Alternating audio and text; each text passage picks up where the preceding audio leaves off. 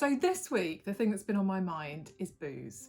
And there's been a huge amount of social media commentary about how much people are drinking. There's been loads of reports of alcohol sales being up through the roof, of people having their deliveries coming in petrol tanker, it's full of gin.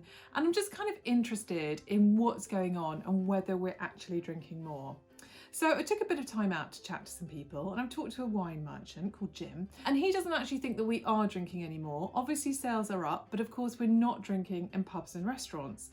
And that seems to broadly be confirmed by people I'm talking to who are saying, yeah, maybe am having an extra glass of wine or two during the week, but not going out for cocktails, not having 17 drinks, not rolling home pissed after a night at the pub. So maybe, just maybe, we're drinking a little bit more sensibly. Maybe we're talking about it more. So I decided to ask Sarah Clark, a therapist, but also somebody who thinks a lot about how our brains work, about what she thinks is going on.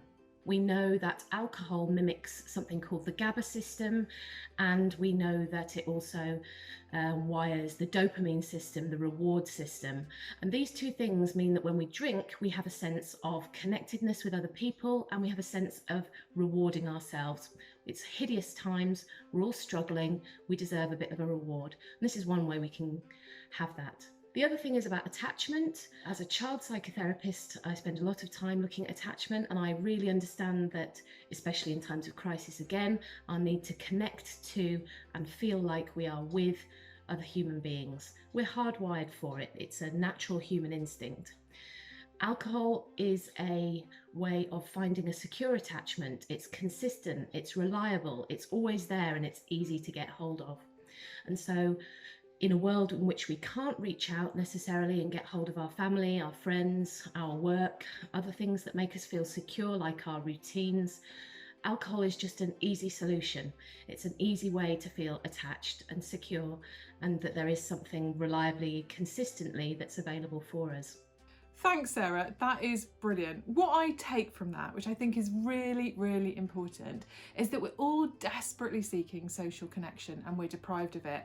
And this came out so strongly in the survey a few weeks ago, where we asked people what they were missing in lockdown, and the most common word was hugs. And I think we often underestimate the importance of hugs, but actually when people are reaching for a glass of wine on a day that they maybe don't usually do so, they are reaching out for something, that feeling of social engagement that we're all so missing.